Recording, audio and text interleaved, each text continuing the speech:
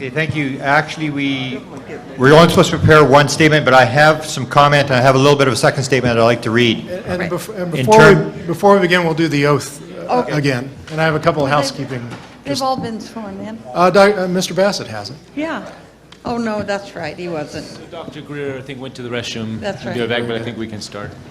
Well, Steve, it's your oath. Would you like to just stand up and give it? You wrote it. Why don't you just do that? Pretty easy. Do you want to repeat it after me? Yeah, but my mind is gone, so read it. Very good. All right. First of all, two announcements. One, if you have a cell phone or anything that would vibrate, ring, or disturb others, please silence it now. Secondly, I've been asked to announce that there is a lost and found, and we've found a few things. And lost and found is located at the table in the hallway.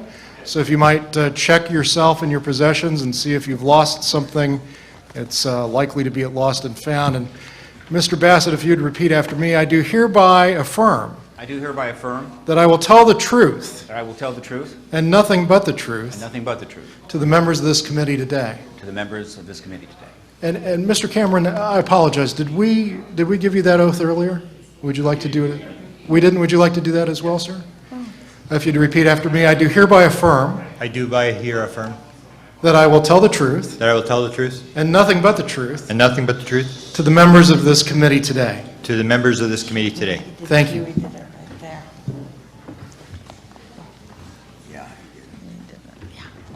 All right, Mr. Cameron. Okay, I had prepared a first statement, but I have a little bit of comment and a short second statement that I wanted to sort of add as part two. There was some discussion here about doing an audit on the military, and because I've spent a lot of time on this, basically the way I see it, it's very simple. The military has the power, Congress doesn't. It'd be the same as the war between the President and Congress, who has power. They have the power right now, and I think you have to take it back. They're not going to give it to you. They're not going to surrender and allow you to audit them, because they're running the show, and that's the way they want it. A second comment I'd like to make is regarding the same sort of issue about military. Because I was involved in the Area 51 story, I knew George Knapp, who was the chief investigative reporter. He told the story about the Appropriations Committee in Congress had wanted, when they heard the story about the flying saucers at Area 51 and the Aurora and all sorts of planes that were flying around Area 51, that the Appropriations Committee were going like, what is going on here? We haven't heard about this. Did we put money up for this? They sent Dick D'Amato, who is a congressional investigator, to Area 51 to get inside Area 51. He had all the top secret security clearances. He had everything that you needed. He could give people immunity. And he went in there and he tried to talk this one witness that I mentioned to you in the previous panel, this Alfred O'Donnell fellow who refused to talk. And he came back, and Stephen Greer can confirm this. He talked to a number of researchers, and he told Stephen Greer, just want to let you know you're up against the varsity team of all black budget programs. Good luck. And he said with top security clearance, with the Appropriations Committee behind him, he could not get anywhere, that this thing is so deeply held. And that's basically what Ben Rich said as well, is that it would take an act of God to get this thing out of Congress, because it's so deep black. Even though they have the technology, nobody's ever going to see it as far as the military is concerned. And I would also comment on the foreign government thing. I have a little bit of a disagreement with most people, because I am from Canada, and the idea is that the rest of the world is disclosing material. I'd say they are not disclosing material. They are releasing their citing files. Citing files is what the U.S. government released with Blue Book in 1969. Citing reports are just garbage. They're just stuff that's there. What you want to see is you want to see the top secret material, the interaction between government and military, and it still comes down, if you look at Britain, for example, Britain now, the story is they're bringing out their files. They're just dumping their files so they can get out of the UFO business. Margaret Thatcher said, when she was asked in 1997, you must make sure you get the facts correct, and you can't tell the people. That's basically the rule around the world. It comes down to military technology, and I think a lot of the governments of the world are basically playing the same game, that they're trying to protect the military stuff and release the core story or release the citing files. The little short statement, I'll try to keep it short. What I wanted to read was the fact that even though we're looking at a lot of secrecy, there was people inside the Clinton administration who actually did try to get this material out. They were trying to shake this. Bill Clinton, for example, had done some work with John Podesta, and he actually, in 2005 in Hong Kong, Bill Clinton actually was talking about this in public, and he stated that the vast majority of the people in the Clinton administration believed the story of Area 51. They believed there was a live alien, they believed there was a craft underground, and that Bill Clinton actually went there to try to get to the bottom of this thing. And he stated in 2005, after mentioning this, he said, "I'm probably not the first president they kept in the dark, or that bureaucrats have tried to wait out." So Clinton tried to get to these materials. He told Paul Davids, who is the guy who produced the Roswell movie in 1997, Paul Davids had a short 5-minute conversation with Bill Clinton, and he told Bill Clinton that he was fascinated with the subject of UFOs. And he was very interested in the latest Roswell book that had come out that was given to him at that time.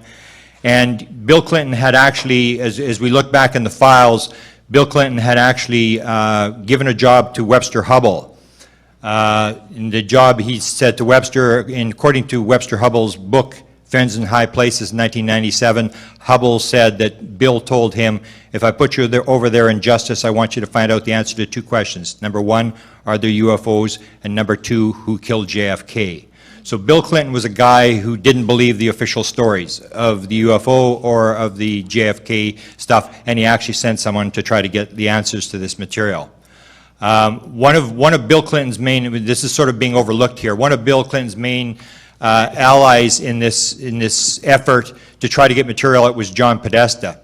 And he and John Podesta actually did try to get a lot of classified material out into the public. It was the Executive Order 12958, which was signed in 1995, and it introduced a 25-year rule which hoped to bring to light many hidden secrets inside government, like the UFO issue. What was sought was a proper balance of openness in government versus what Podesta called unthinking secrecy. Podesta stated, our founders knew that democracy cannot function in the absence of public information.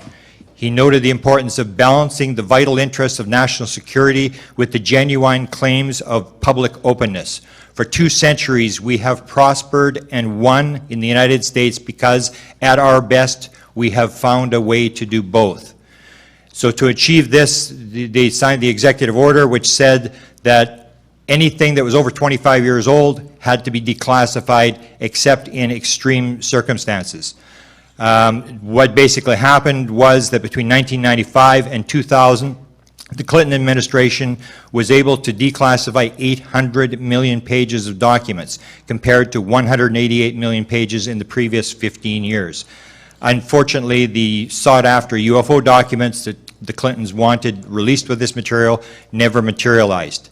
And then in 2002, Podesta, who went on to work for the Obama administration, stated in a public statement at a sci-fi conference, "I think it's time to open the books on the questions that have remained in the dark, on the questions of government investigations of UFOs. We ought to do it because it's right. We ought to do it because the American people can handle the truth, and we ought to do it because it's the law."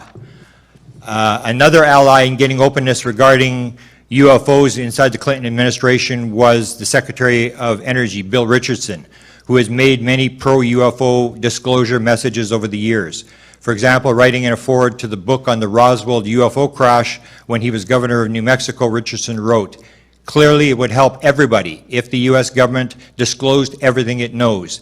The American people can handle the truth, no matter how bizarre or mundane. With full disclosure, our best scientific investigation, we should be able to find out what happened on that fateful day in 1947. Then in a question and answer while he was running for president, Richardson talked about his long history of attempts to get answers on UFOs. "I've been in government a long time. I've been in the cabinet. I've been in Congress, and I've also always felt that the government doesn't tell the truth as much as it should on a lot of issues. When I was in Congress, I said to the Department of Defense, 'What's the data? What is the data you have?' I was told the records were classified. That ticked me off. So I just want to put on the record that there are some people inside government who are actually trying to get the material out.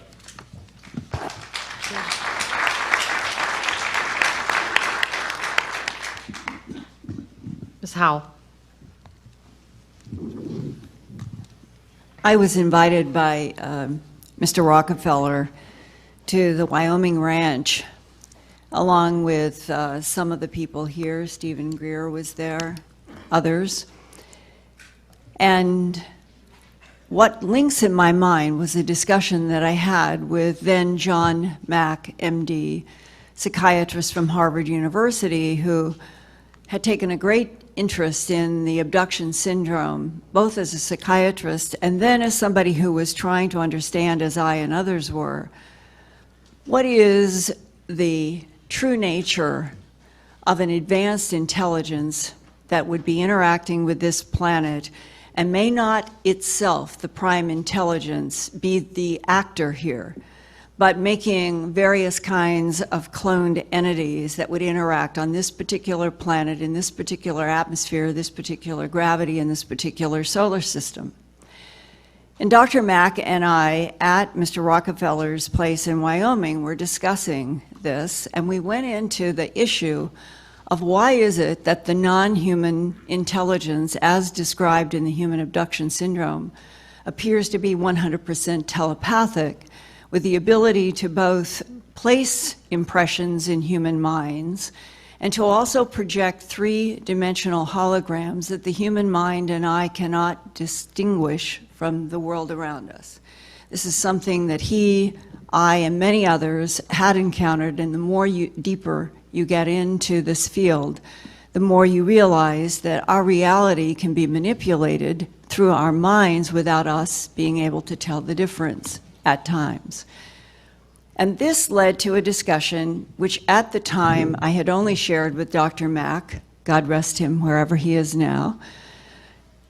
That very year, I had a face-to-face with a man who was currently working in the United States military, who had been aware of my work, and by that 92, 93 time period, I had produced the book An Alien Harvest as well as TV productions. And in the whole question of why would something advanced from someplace else in the universe be mutilating animals on this planet, this man was trying to tell me that there is a survival issue as well as a cloning issue in what we are dealing with, and that genetic material has been harvested from this planet for a long time to create containers. And this, in discussion with Dr. Mack, led to, I thought I would share this today to show you, if this is true, what I'm going to share with you, it shows how difficult it is for all humans to relate to any aspect of all of this. The military person was describing his firsthand experience that occurred in 1978 in a small town in northern Arizona. He worked for a unit that would be comparable to what has been in some of the government documents called Moondust or Project Pounds. These are units that were put together at least as far back as right after Roswell. Units that would be trained to go to wherever there was a reported crash or landing, because some of these craft have been clearly left or put down. And that their job would be to extract technology, the craft, and the bodies. And that he was on one of those teams. And he told me that in 1978, in this town in northern Arizona, there was a flood. And that our military unit understood that the flood was not caused by nature, and it was not caused by humans. It was caused by something that was in the category of what they called non-human. And that he was assigned to a group to go there to try to understand why had the water been released from a dam into this town by something non-human. And that his superior officer said, we are going to communicate with and bring in one of the Ebens. And I want you to have the experience of what a telepathic download upload is. And he said they described exactly what would happen, that his superior officers would be nearby. They had done this before. It was a test. And that he was to stand in a particular position, and that this non-human entity would be asked to stay on the ground, because apparently they have the ability to neutralize gravity, even in a focused way as an individual body, that they would prefer not to walk on the ground. And that one of the conditions would be that the entity would approach him with his full knowledge, and that they wanted him to have the experience of the telepathic communication. And I was telling Dr. Mack at Mr. Rockefeller's facility in Wyoming that he told me very honestly, he said, you know, I was so full of myself as a young man that when they were trying to warn me that I would not be prepared for what happened, I thought nonsense. But he said, it's my superior officer, and he said, I want you to know that there will be a point where you are going to want to run or collapse, and I'm ordering you to stand. And he said, I thought it was so silly. And then everything started to unfold, and the being came about 4 feet high. He was 6'4". He remembered how much taller he was. They had told him the being would come up to about 3 to 4 feet from him, but be very low. And they told him, all controlled, that the being would simply raise its head, and when the eyes connected with his eyes, he would no longer be in control of his mind. He thought all of it was nonsense. And then the being's head started to rise, and he said, Linda, imagine having 7 feature films with sound, with touch, with heat, with every sensation that we know and more. And over all of the 7 films running in your mind are gold 3-dimensional symbols. And he said, I remember that my knees began to shake and buckled, and I knew that I was fainting, and men caught him. And he said, they put me on a cot and they left me there for 3 hours, and when I woke up, if God himself had asked me what had been communicated in those 7 films, I would not know. He said, my superior officer told me later, every human thinking about extraterrestrial biological entities and the whole issue of us not being alone in the universe and the wonder of being able to travel the universe and to communicate with non-humans, we would like to do it over coffee. And he said, it isn't going to happen. Because what happens when their minds telepathically download to our minds, they are uploading every single thing we've ever experienced or thought from our minds. And that the end result often is information is added by the non-humans into the human mind that has had this experience. But then we live on a planet where our fellow humans cannot even hear what uploaded, downloaded information from non-humans might be, because we have taken the position, as odd as it is, that we are alone in the universe and this does not exist. And Dr. Mack, after I told him that story, he looked at me and he said, you know, Linda, I agree, I think we are dealing with extraterrestrial biological entities in some cases. But he said, you know, I think that it's too complex, that it must involve time travelers, other dimensions, and that we are truly like little infants approaching something that is beyond our understanding.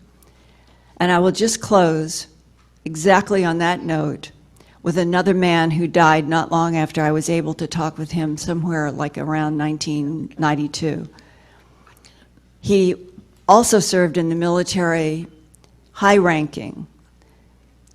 Some people had sought me out because he wanted to ask me a question about some of my work. And I will never forget, he said, "Linda, this is all so strange, and it has been so strange to all of us that have been exposed to it for so long, that not any of us ever want to take it home to our spouses, our children, or anyone we know. Not because it's threatening necessarily, but because nobody knows how to have the discussion." And today, we are meeting at the National Press Club in Washington, where there have been various revolutions before. And it seems to me, no matter how strange it is, if we don't get past this point of having our government built on 60 years of lies to protect us, the nation probably will implode. And I think you know what I mean. Thank you. Thank you.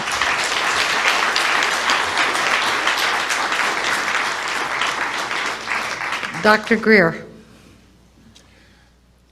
Well, on that note, it reminds me of a conversation I had with some people at the CIA, and there's a term that's used there, and you'll forgive my vernacular, where much of this subject is referred to as WSFM. Sounds like a radio station. It means weird science and frickin' magic. And that is the term that's used at the CIA and other places to describe some of this. And I think that what we have to understand is that if you're dealing with, and I do want to go into this because this is part of the summary and brief I provided in the Obama briefing and elsewhere, if you're dealing with civilizations that are 10 to the 6th to 10 to the 7th years, hundreds of thousands to millions of years, technologically more developed than we are, every manifestation of their technology would look like magic to us. For example, if you were to go back to the time of Thomas Jefferson and show them an iPhone, or worse, to Salem, Massachusetts, you'd be burned at the stake as a witch, because everything would be absolutely look like magic. So I think that we have to have a certain amount of humility in realizing that when we're dealing with a universe that is vast and infinite, that in our own galaxy alone, which has 100 billion star systems, the same number of stars that we have as we have neurons in our brain, interestingly, that we're dealing with civilizations just in our own galaxy, which is one of billions, that are able to go through interstellar space. Now, I want to touch on this for a moment because it deals with a little bit that Linda referred to in terms of trans-dimensional or other dimensions. And the technologies and the sciences dealing with this subject are what we have termed trans-dimensional interstellar, TDIS. And this refers to very advanced sciences and technologies where there is a nexus between electromagnetism in the magnetic field, gravitational forces in three-dimensional space and time, and what Dr. John at Princeton in the engineering lab began to prove is the science of consciousness, which was actually an issue that I did talk a fair amount with Lawrence Rockefeller about. Now, a lot of people say, well, this gets into the deep end of the pool very quickly, and in fact it does. But I think that it's important to understand that if you're dealing with civilizations that have gotten here, and that's what we're dealing with, you're not dealing with something that can go just straight through space at the speed of light even, because the speed of light is too slow.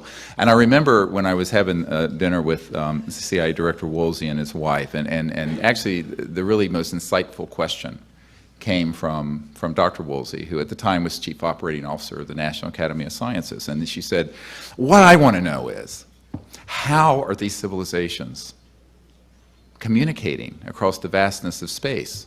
Because your cell phone and radio waves are going at the speed of light. And I said, yes, that's just too slow. Speed of light is way too slow.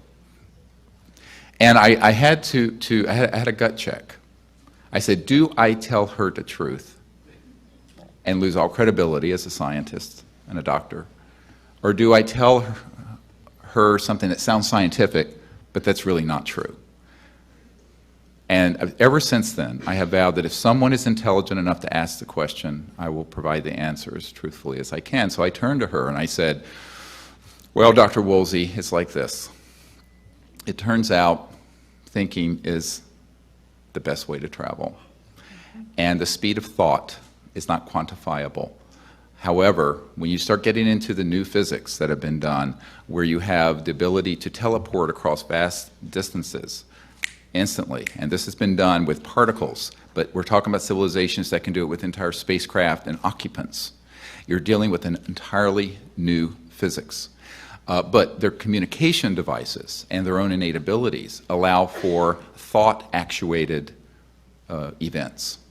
And I know Dr. Wood may mention this, that he discovered when he was doing some work for old man McDonald of McDonnell Douglas, that he looked into some cases where in some meetings with these ETs involved a little box, and there was a direct thought communication, but it was also being facilitated through electronics.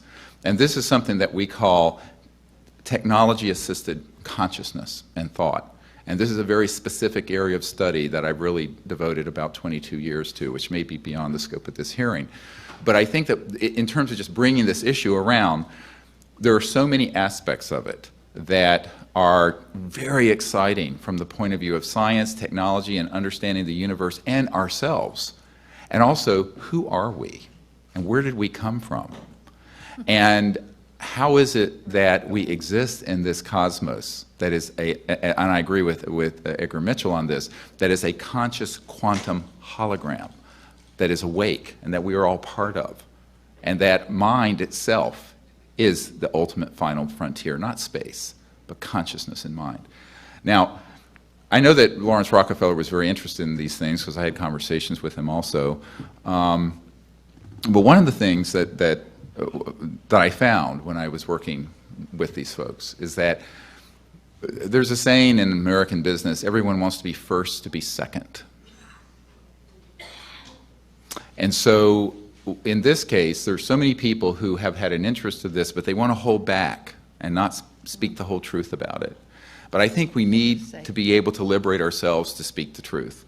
And it involves many, many complex issues, part of which has been touched on in the last 15 or 20 minutes. One thing I also want to point out is that if we're being visited by advanced civilizations, and it's our assessment that certainly we are, who is handling that relationship? Do we cede that management to the military-industrial complex, and what are the consequences of doing so? Think about this very carefully.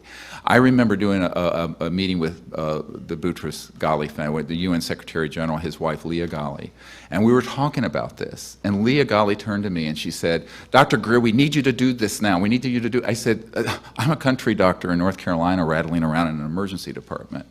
You're the head of the world." She says, "No, we can't. It's too dangerous for Boutros." I'm quoting. And then I remember talking to this wonderful senator, Claiborne Pell, who was mentioned earlier, and I was speaking with him, and I would never have gone to college if not for a Pell Grant, because I was very, very, very poor. Grew up in North Carolina, had no resources, put myself through the last years of high school and college and med school, but, I mean, really poor. And most people don't know that, but what I found when I was talking to Senator Pell, who was chairman of the Foreign Relations Committee, and I was at a meeting with Edgar Mitchell and some other folks, and I looked at him, and he said, "Dr. Greer, I have never been given any information on this, even though I have inquired through any official channels." And I said, "Yes, sir, what a shame, because you, the chairman of the Senate Foreign Relations Committee, have been denied the responsibility of dealing with the ultimate foreign relations issue." And I pointed to the stars above our heads. And he looked at me through those hornworm glasses and said, "Well, you know, Dr. Greer, you may be right." I said, "Well, I am." And I said, "Well, what a shame." So I think this is another dimension. There's the science and technology part of it, but there's the part of it about relationships. And we are not alone in the universe. And we need to have a situation on this planet where our higher nature, our better angels, folks like Senator Pell and others who would approach this in an enlightened way, could reach out and form what has begun to be discussed in the French government that I referred to earlier in this Ministry of Defense memo to me, a peaceful interplanetary, interstellar diplomatic initiative. And to be honest with you, that's how I first got involved with this, was to establish such an effort, which we are doing as a citizens' diplomatic effort. But in the meanwhile, I got diverted into this morass of the national security state because I felt that our leaders need to know, and more importantly, the public need to know. And we need to then figure out how we're going to advance. And in the summary I did for the President, there are a number of action points. And one of them is to appoint internationally a high-level committee of folks who could go out and make a peaceful contact that is not militarized, that is not covert, that is not being run by the national security state, but is being done on behalf of all of us, the children of Earth.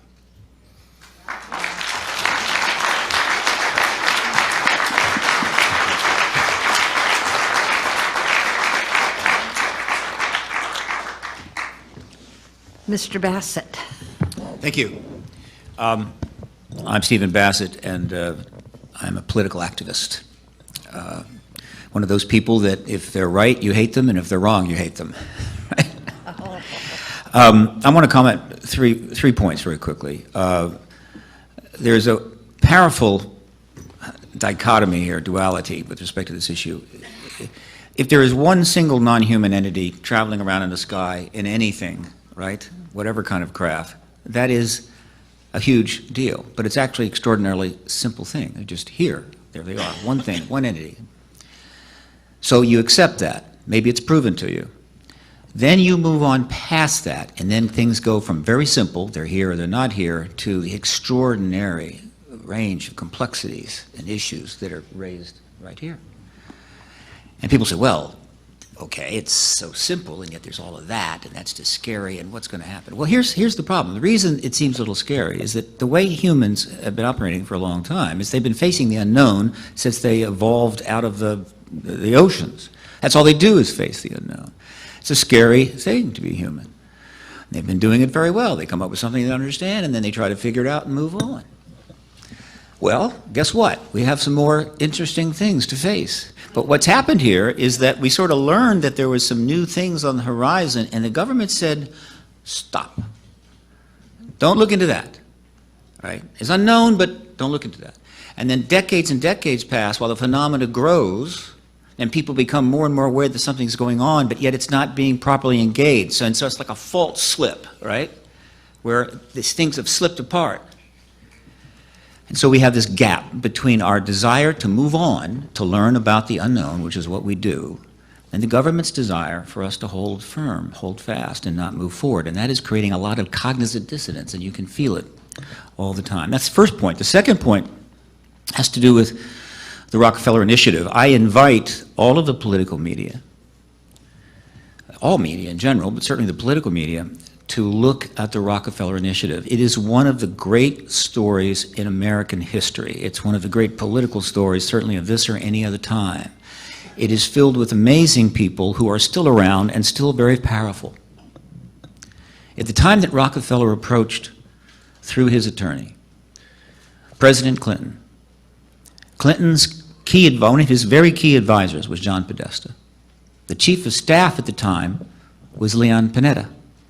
The wife of the president at the time was Hillary Clinton.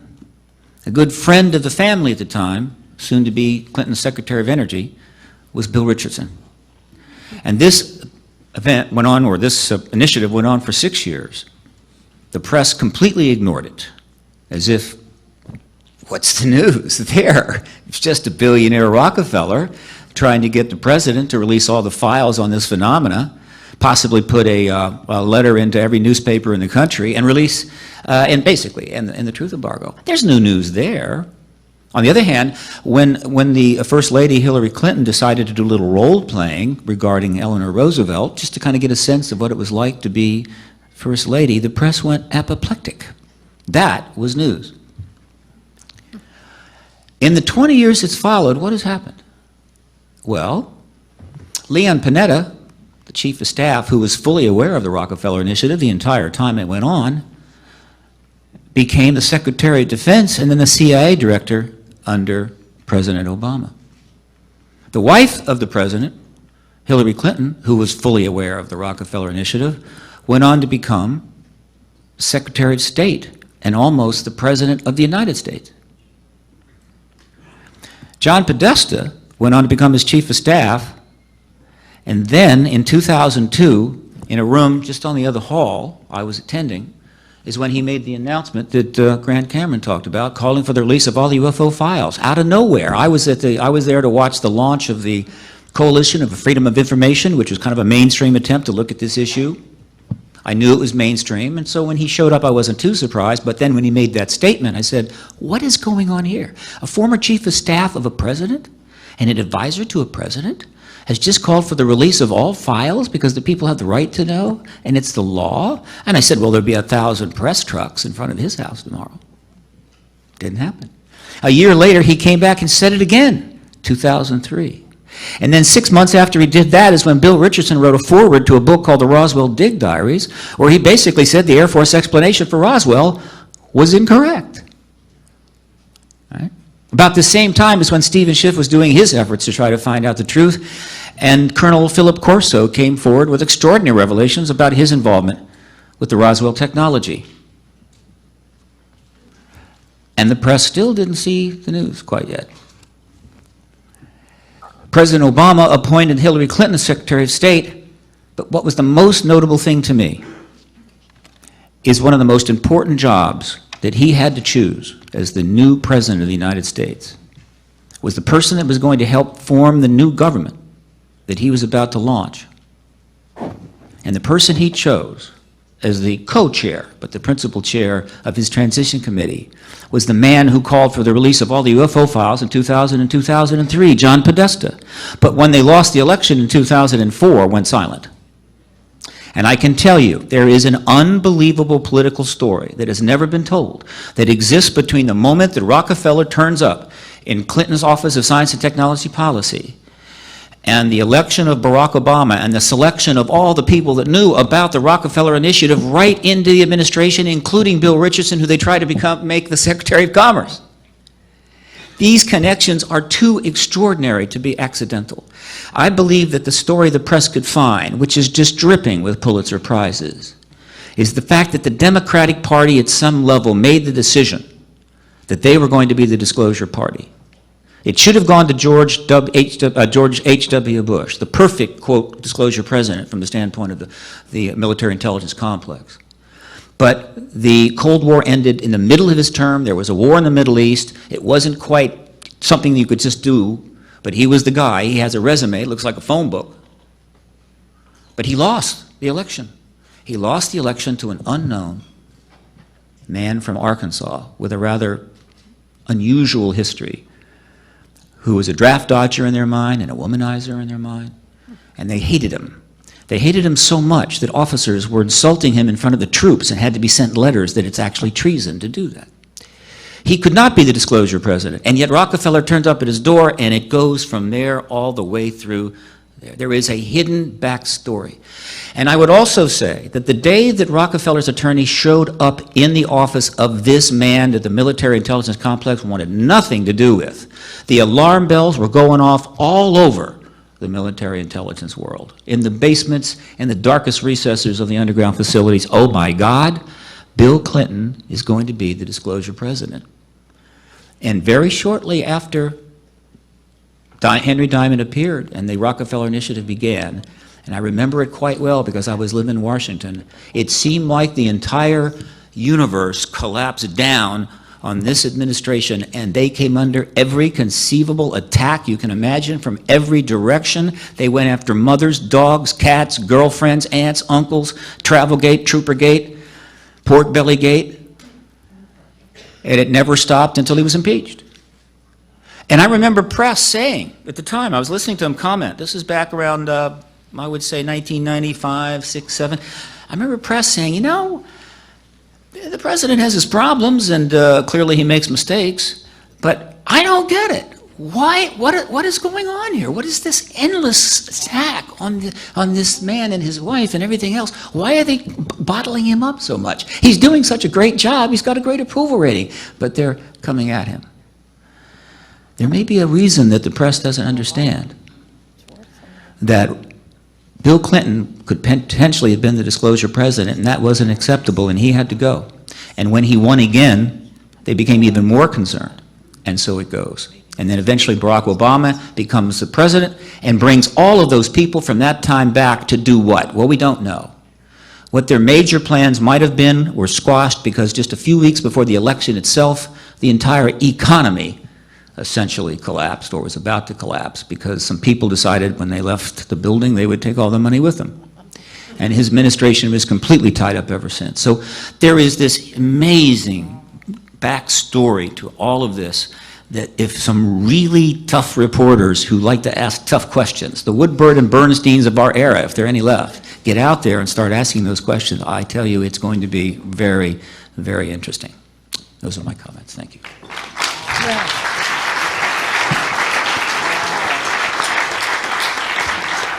I just have to say, you neglected to say how much Monica Lewinsky took up of Bill Clinton's term. Yeah, when no, he yes, indeed. possibly could have been dealing with that. Yeah, that's part of it for Well, sure. it was- yes. Okay. Mr. Bartlett. Thank you very much. Appreciate your testimony very much. We have a free press, so-called free press. Theoretically, yes. There are advantages and disadvantages of a free press. They reported the Boston bombing. There will very likely be copycat things because that was reported. Where the press is controlled, that would not be reported, so there would be no copycat. So there are some disadvantages to a free press. Where is the press in all of this? If, in fact, there is a story to be told here, why isn't the press telling that story? Well, I can... Do they seem to be, if there's a cover-up, do they not seem to be complicit in that cover-up?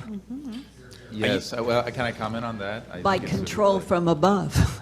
I think this is a really central issue. And I actually, over my 22 years of being deeply involved with this at various levels, I have concluded that the secrecy is very much involving the fact that on certain issues we do not have a free press any more than we have a free market economy.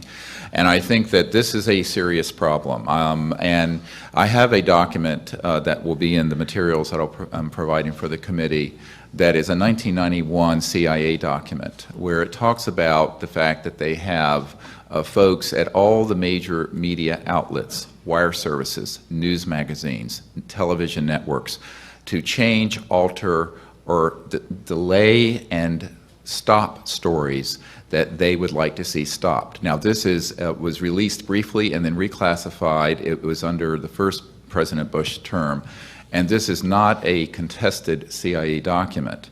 What that means is that on certain issues, this will be absolutely, there will be an intervention. And we saw this happen with the 2001 event at this National Press Club disclosure launch 12 years ago almost today, on May 9th of 2001. And one of the people I dealt with, Bob Schwartz, who was on the board of Time Life that later became AOL, Time Warner, and CNN, the whole conglomerate, he told me that he was very good friends with Mike Wallace, and he had given him a lot of these documents that we had, and Mike Wallace wanted to do this story at 60 Minutes. And corporate CBS, and I think at the time was controlled by Westinghouse, a big defense contractor, did not permit him to do the story. Ira Rosen, who was at ABC News executive producer for 2020 and Primetime Live, he came to my home in Virginia, out near Thomas Jefferson's home, ironically, and I gave him 35 digital hours of top secret witness testimony and many documents. And he said, this, if true, is the biggest story ever. I want to do this story. I said, well, I'll cooperate fully. He had gotten his Emmy working with Mike Wallace at 60 Minutes, where he has returned. And I said, I don't think you'll be allowed to do this story. And Ira Rosen said, oh, yes, I'm the executive producer of these shows. I can do it. And I said, okay. Well, 2 weeks later, he called me up. And he said, Dr. Greer, they won't let me do this story. I said, Ira, who are they? And he said, Dr. Greer, you know who they are. Now, I could tell you probably 100 stories like that. And this becomes very worrisome. Here we are in the National Press Club, and we have a lot of enormously important information. And you know, in the New York Times, if you have 3 confirmed sources for a controversial story, they can run with it. Here, the Disclosure Project, which I founded some years ago, it was first Project Starlight when I began to work with Lawrence Rockefeller. We now have over 500. Many of them, I have the names of them and they can be subpoenaed. Some of them, about 100 of them, we have on digital videotape. Why isn't this a story? And I think that this becomes a very important question in a democracy. You know, if you have the larger media not covering something that 50–60% of the public believe is true, and there's an enormous amount of data, 4,000 landing cases, the Cometa report where they documented the landing in Provence of a craft, the Bentwaters case where a craft landed at RAF Bentwaters and left physical trace that has been confirmed by the Ministry of Defense. We have all this hard data and information. We have radar traces of these objects moving. We have pilot cases. We have over 3,500 pilot reports in our archives. This isn't a story. How can that be? Now there's another reason, the ha-ha factor. I have met with so many senior people in government who say, I am so interested in this, but don't let anyone know that I'm interested. And the reason for it, I think, you know, you could be gay and have 5 wives and do whatever. I mean, you could do anything and be out of the closet on it, and it would be no problem. But this subject, whoa, watch out, because your career is on the line, as mine was. Okay. Now, I think that what you find is that the social opprobrium, it's appropriate term, attached to this issue was launched in 1953. We have a CIA document that describes their attempts to debunk and ridicule the subject, but also, very important, to engage Disney Studios to make cartoons and movies about it that would marginalize the subject. This is a CIA document, little green men, ha, ha, ha, ha, ha. So that has worked, and there's an Air Force major, George Filer, who I know, he may be here, who said, look, the secrecy really has been created mainly through the force of just ridicule. People don't want to be made a laughing stock. And I think that fear of ridicule by one's peerage, whether you're a senator or a doctor or a university professor, is a very hard thing to overcome once the counterintelligence people have done their business, and they have on this. And it is propaganda. There is very serious information and intelligence, and I think that we have to figure out how do we get around the truth embargo, as Steve calls it. In reality, we're sort of in, it's not just the government doing the embargo, it's we are doing the embargo because we have been brainwashed to laugh at this issue instead of look at it in a very serious, scientific, in-depth, and honest and truthful way.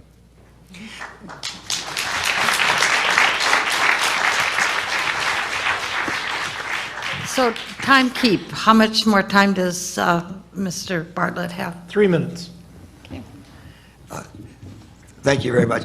I would think that the main reason the press is not covering is a ridicule thing. Yes. We've been watching the tweets on what's going on today. They're not all positive. They're not as negative as we thought they might be, but they're not all positive tweets. Can I make a comment on this? I wanted to turn for just a moment. Go ahead. Yeah, I just want to comment on this because I've had some involvement with this. As I mentioned in my statement, Bill Clinton asked Webster Hubbell to go and get the answer to who killed JFK. And if you go to the files that have been recovered, there's like 5,000, almost 6,000 pages of Kennedy assassination stuff that the Clintons did uncover. And he asked them to uncover JFK and UFOs. When that book was released, Friends in High Places by Hubbell in 1997, that, of course, the very next day in the White House press briefing, that question was brought up, and it was Deborah Orrin, who was no friend of the Clintons, from the New York Post who asked the question. She asked the President's press secretary, can you tell me, did Webster Hubble get the job to go out and look at UFOs? And he walked around the question the first time, and Deborah Orrin in an interview said she came back with a follow-up question, and she said, I'd like to know, is what Mr. Hubble writes in his book true? And the press secretary for the President said, I'm not going to comment what people write in their personal books. And Deborah Orrin said in an interview later, she said, I sat there and waited for someone to follow up on this very important question, and the rest of the White House press corps rolled over and played dead.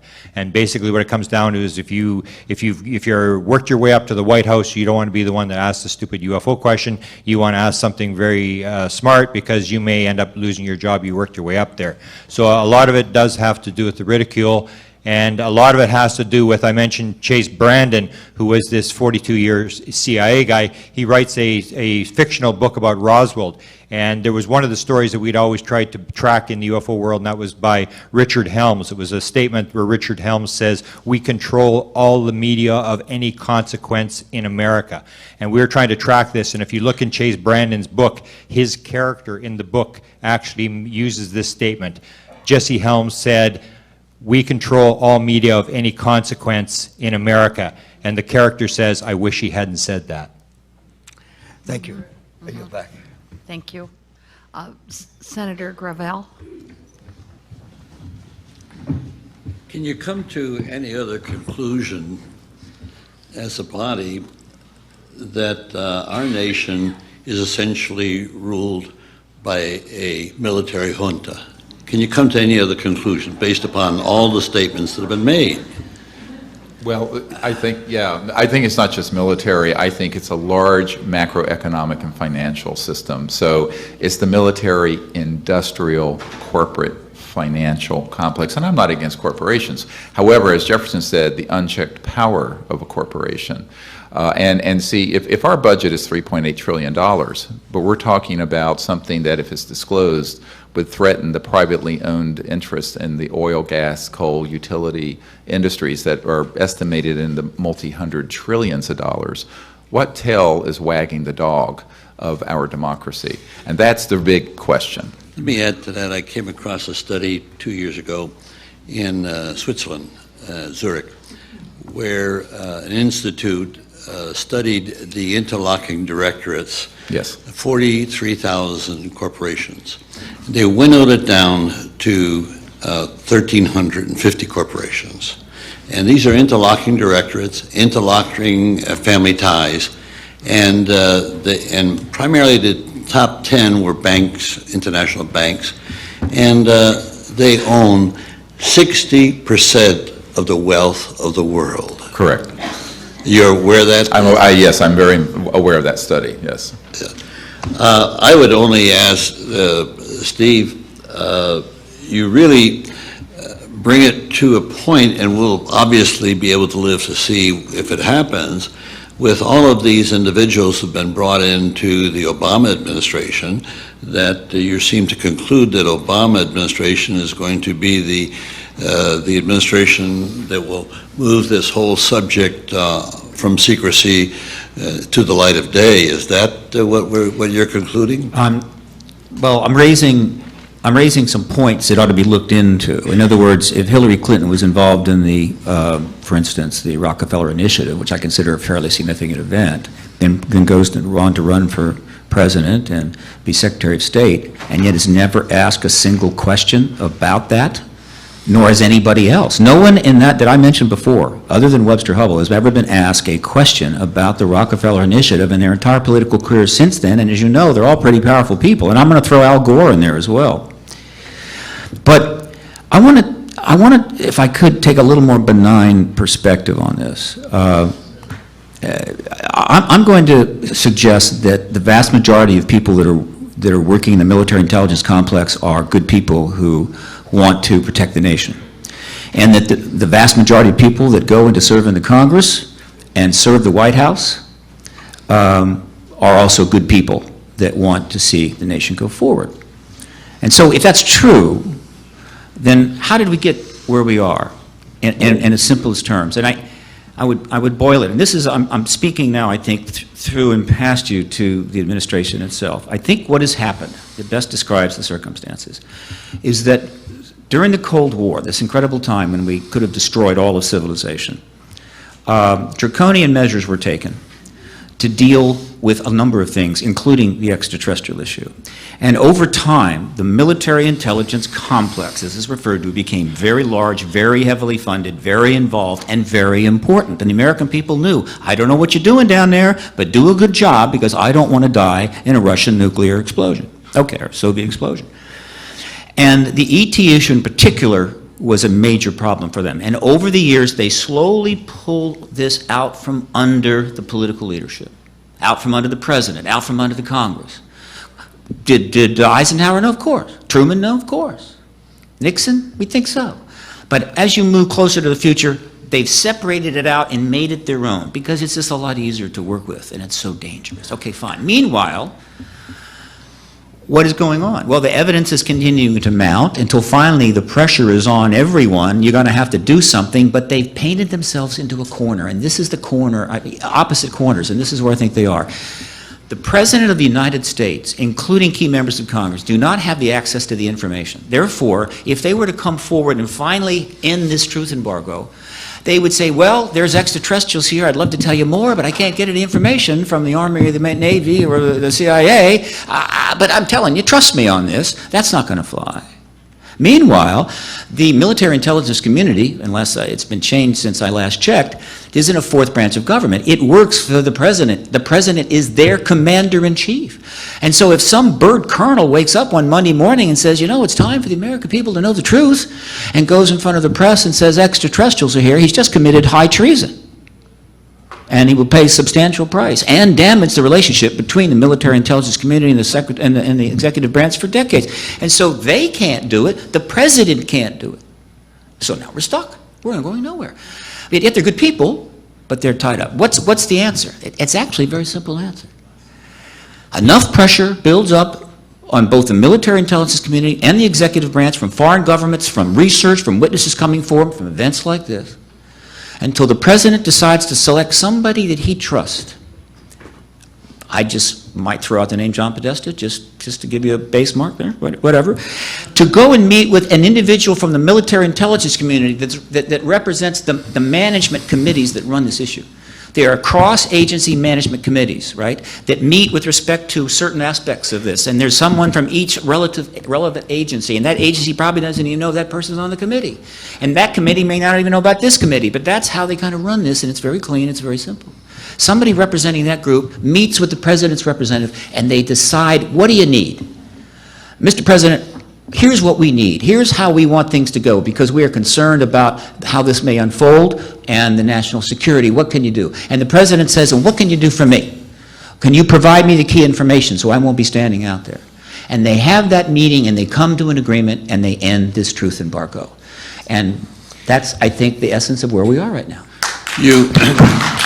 All I can say is you're a great optimist.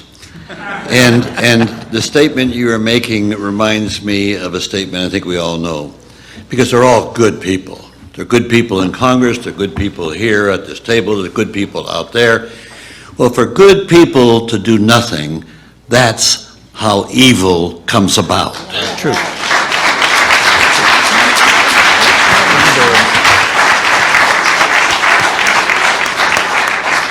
Congresswoman Kilpatrick.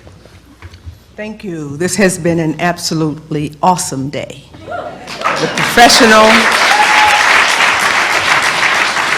The professional testimony that we've heard, awesome. The preparation that we got prior to sitting here this morning has been wonderful. Steve, I know you always think we fall short, but we can always do more. It's been wonderful. And from this congressperson, I want to say thank you. You're very welcome. Got so much to say and do, and I know we've got a week to roll it out, and I hope that we'll come to something as you all continue your work as a citizen hearing on disclosure. We've all been in Congress long enough to know something about this world, not this subject, and certainly much about our country and how it operates. Everything that you've said here, this congressperson knows it to be true, from things that we've done in our own lives. President and the military is always a friction there. Governors and their state military or police troops, it's a little friction. Mayors and their police force, it's a little something there. Who has the power? I think that's an inherent something that our world witnesses, and I certainly have over my 60-plus years of life.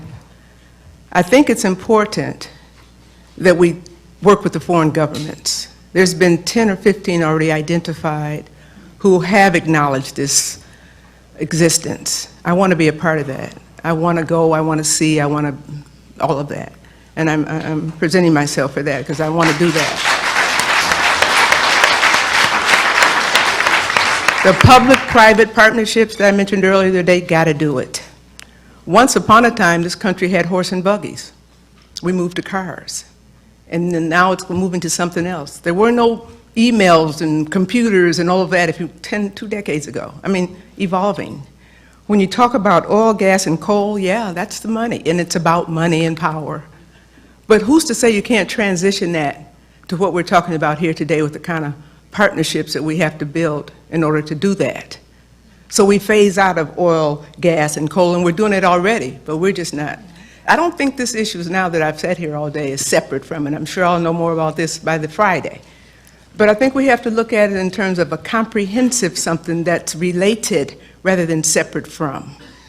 The things that you all testified today, and I know them to be true. I don't even know people who have had this. And in the last month since they found out I'm on it, I get all kind of things from around the world. Happy you're going to be listening. And I'm happy that I am listening. But I want us to consider who that public-private doctor, for example, Dr. Greer. Excellent information, all of that. Got to be funded. I do money. That's what I've done in my career. I don't have any, but I mean, that's where I work. That's where I've worked. But we can do this. I mean, we can do that with if we broaden our scope. It's not us and they, or them and us. It's us, or there's nothing. I think it's that important, and I don't have the answer for it now. I just know that there's something here that we've touched on, at least in my little experience in these 8 hours. It's something to build on, and I want us to consider that. The military-industrial financial complex is real. It's real. I mean, and everyone knows it. It's real. It's a real entity, and it really directs our world in the various countries. I can't speak for them. I can speak for U.S., and it's real. Not to be thrown stones at, but to work with. And I think when we bring them in as partners, because actually the complex has more power than the president. I'm sorry, I hate to just put that on record. The president, not the person, but the office is what I speak. That when we deal with it as, again, as a whole thing and not us over here and them over there, we can do this, Stephen. It's just going to take, I think, an international coalition that would help, someone just said it, help bring us to where we want to go to do some of the things that we need to do. And then, finally, for me, the Military Intelligence Committee, we have to have that, and it exists. And we've always thought that it helps us do a lot of things, like Boston most recently, and as big as Iran, Iraq, Afghanistan, and all. I've been all over the world in this job of mine, but I haven't in this capacity. I'm offering myself for that. I see that we can get to this. This was a brilliant way to start it, Stephen, build on what you guys have already done for these last 50-plus years. This is the 21st century. The 20th century is over. It's about coalitions and partnerships, and it's an international one that'll save our world and our country. So to all of you there, I always say the woman, she brings a whole nother perspective here. Thank you, without notes and all of that. If you harm God's animals, and something does from time to time, as you just described, in a way that we know nothing of, or there's no blood or other liquid fluids, that's something that's, I believe too, and I'm going to end on this. I don't have a question. I'm making my final statement of the day. If you talk about everything we've talked about today, and this is just day one, I can't even imagine what we're going to do the rest of the week. But the hurricanes, tornadoes, fires, winds, I'm a biblical person. I believe it's biblical. I believe that everything that's going on, what we're talking about now, and the power that might be out there that they are scared it's going to overtake us, it won't overtake us because we're going to work with it. We're going to build a partnership. And the sooner that we get it done, the safer our children will be, the more protected our seniors will be who built these great countries. And the international connection is what we must do. So for all of you today who've come before us and become before me specifically, I just want to say thank you. It's not the end, it's just the beginning. Thank you very much.